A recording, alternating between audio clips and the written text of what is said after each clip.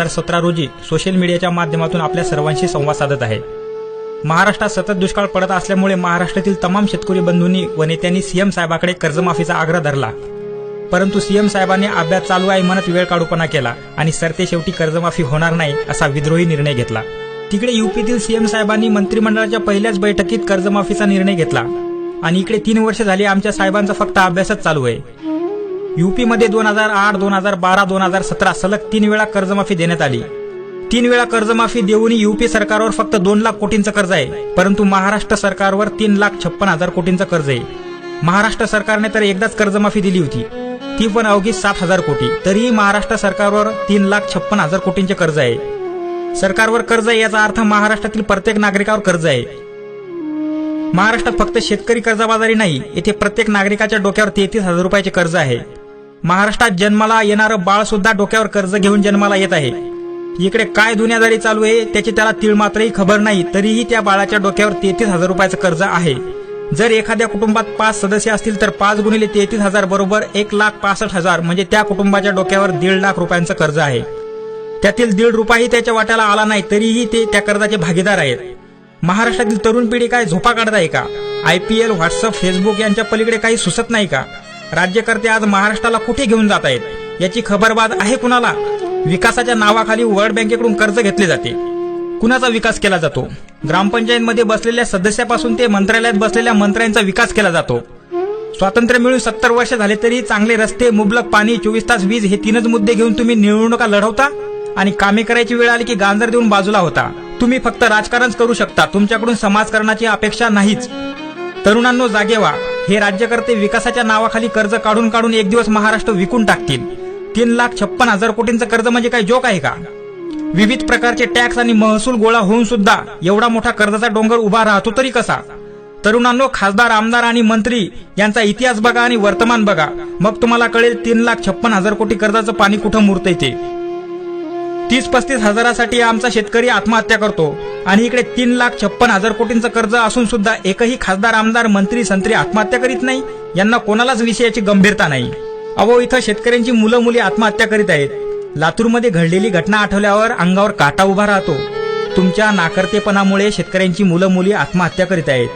किती दुर्दैव म्हणावे लागेल आम्हाला महाराष्ट्रात जन्मल्याचं। आपल्या तरुण मुलीचा मृतदेह बघून त्या शेतकरी आईवडिलांचा आकांत गगनात मावेनासा झाला होता। त्या माय माऊलींचा आक्रोश बघून अख्ख्या गावाचं हृदय पिळवटून निघालं होतं।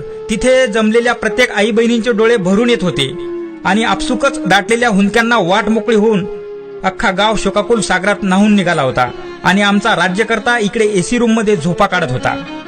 शेतकऱ्यांना तुम्ही पॅकेजवर पॅकेज जाहीर करता, काय फायदा तुमच्या त्या पॅकेजचा? आकाशातून गारा पडतात तेव्हा त्या भल्या मोठ्या आकाराच्या असतात, परंतु जमिनीचा पृष्ठभाग गाठेपर्यंत त्या गारांना हवा लागून लागून त्या शेंगदाण्याच्या आकारात जमिनीवर पडतात। तसंच तुमच्या पॅकेजचं आहे। घोषणा तर हजारो कोटी रुपयांच्या होतात, परंतु त्याचा शेतकऱ्यांना काहीच फायदा होत नाही। त्या पॅकेजला भ्रष्टाचाराची हवा लागून लागून शेतकऱ्यांच्या हाती अवघे 40-50 रुपयांचे चेक्स पडतात।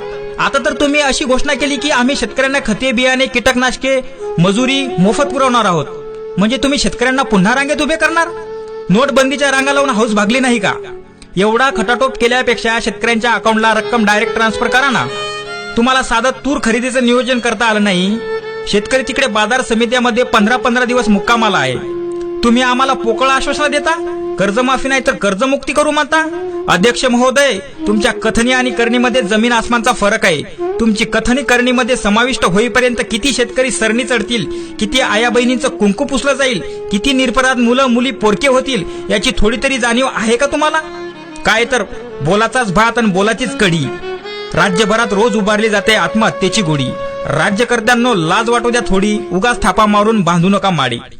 अरबी समुद्रात 10,000 कोटी खर्च करून छत्रपती शिवाजीराजेंचा पुतळा बांधायचा म्हणता तुम्ही। नाकापेक्षा मोती का जड करताय तुम्ही? विरोध पुतळ्याला नाही, विरोध आहे तुमच्या शेतकरी विरोधी धोरणांना। इकडे जिवंत शेतकरी मरणासन्न होऊन पुतळे होऊन पडले आहेत आणि तुम्ही तिकडे छत्रपती राजेंचा पुतळा बांधायला निघालात। आज आमचे छत्रपती राजे असते तर आमच्यावर अशी वेळ कधीच आली नसती। छत्रपती राजांच्या काळात कधीच कुणी आत्महत्या केली नाही। आज आमचे छत्रपती राजा असते तर तुमच्यासारखे भ्रष्टपती नेते चराचरा कापून टाकले असते। राज्यकर्ते कसे असावे, राजकारण कसे असावे हे राजांच्या शिवचरित्रातून शिकून घ्या। शिवचरित्र तुम्हाला काय ढेकळ कळणार आहे का? येथे घटनेनेच अंगठे बहादरांना राज्य करण्याची मुभा दिली आहे.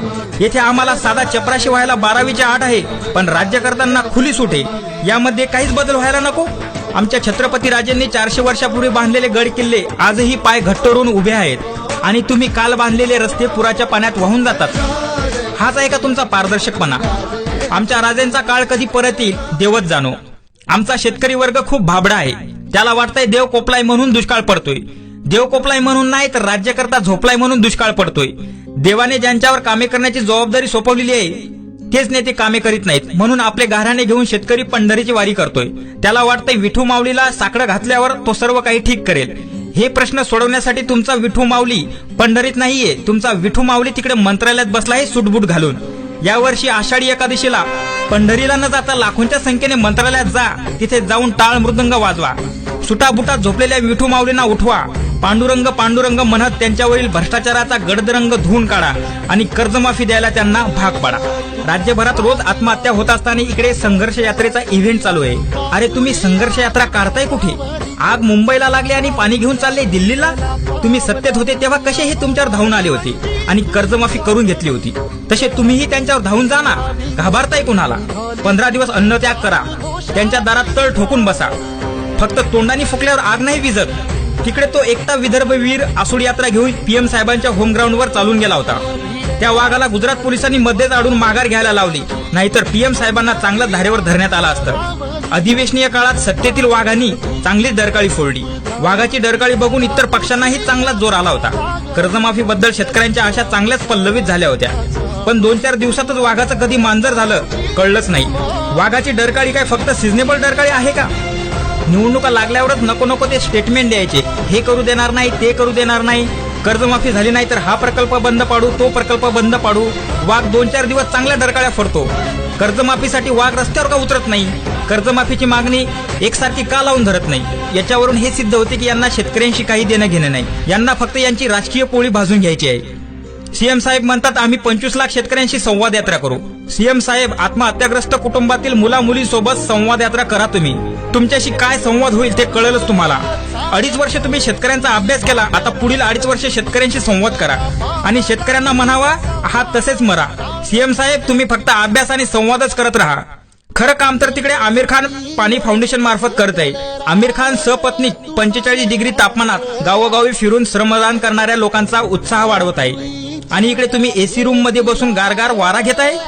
आमिर खान यांनी असुरक्षतेविषयी एक स्टेटमेंट काय दिलं होतं? अख्ख्या देशात त्यांच्या विरोधात रान पेटून उठलं होतं. आता तोच आमिर खान एवढा स्तुत्य उपक्रम गाजवत आहे, त्याविषयी कोणीही जजमेंट द्यायला तयार नाही. मुळात चांगलं बघायची दृष्टीच आपल्याकडे नाही. आमिर खान यांचं तुफान आला या ह्या कार्यक्रमाला युट्यूबवर अवघे 5000 व्ह्यूज येतात, आणि तिकडे सनी लिओनच्या लैला लैला आटम सॉंगला 10 करोडपेक्षा जास्त व्ह्यूज येतात. तो एकटा आमिर खान एवढा मोठा सेटअप लावू शकतो. तुमच्याकडे तर सेटअप ऑलरेडी तयार आहे, पण तुम्ही त्या सेटअपला झोपेतून गेटअप करायलाच तयार नाही. सर्व यंत्रणा फक्त मेकअप करून खुर्च्यावर बसली आहे. कोणत्याच सरकारी कामाला गती नाही. सगळ्या अधिकाऱ्यांची मती गेली आहे. फाईलवर वजन ठेवल्याशिवाय फाईल पुढे सरकत नाही. इथून पुढे लोक तुमच्या मुंडक्यावर वजन ठेवून फाईल पुढे सरकवतील. सीएम साहेब, तुम्ही म्हणता अभ्यास चालू आहे. अहो, अभ्यास तर झालेला आहे. एकूण थकबाकी कर्जापैकी 80% कर्ज पश्चिम महाराष्ट्रात आहे. उरलेलं 20% कर्ज विदर्भ, खानदेश, मराठवाड्यात आहे. आत्महत्याग्रस्त विभाग म्हणून विदर्भ, मराठवाडा आणि खानदेशमधील शेतकऱ्यांचे 7-8 हजार कोटींचे कर्ज माफ करा. पश्चिम महाराष्ट्रातल्या कर्जाच्या दबावापायी विदर्भ, मराठवाड्यातील शेतकरी नामशेष करू नका. पश्चिम महाराष्ट्रातील शेतकऱ्याकडे अजून थोडा धीर बाकी आहे, परंतु मराठवाडा, विदर्भातील शेतकऱ्यांचा धीर आणि संयम तुटून गेला आहे. सरसकट कर्जमाफी झाली तर फारच चांगलं, पण तुमचं बजेट कोसळते म्हणून मी हा उपाय सुचवला आहे. व्हेंटिलेटरवर गेलेल्या शेतकऱ्यांना नॉर्मल स्थितीचं अन्न तुमच्या हाती आहे. नाहीतर उगाच विरोधी राजकारण करतील म्हणून मला ना तुला घाल कुत्र्याला अशी आडमुठी भूमिका घेऊन विदर्भ, मराठवाड्यांची कर्जमाफी टाळू नका. तुम्ही जर विदर्भ, मराठवाड्याची कर्जमाफी टाळली तर तुम्हाला नक्षलवादी बघायला छत्तीसगडमध्ये जाण्याची गरज पडणार नाही. विदर्भ, मराठवाड्यातच पावला पावलावर नक्षलवादी तयार होऊन पांढरे कपडेवाल्यांना ठार करतील. पुन्हा एकदा कळकळीची विनंती करतो, बघा जमते का कर्जमाफीचं, नाहीतर तयार रहा येणाऱ्या परिस्थितीला तोंड द्यायला. शेतकरी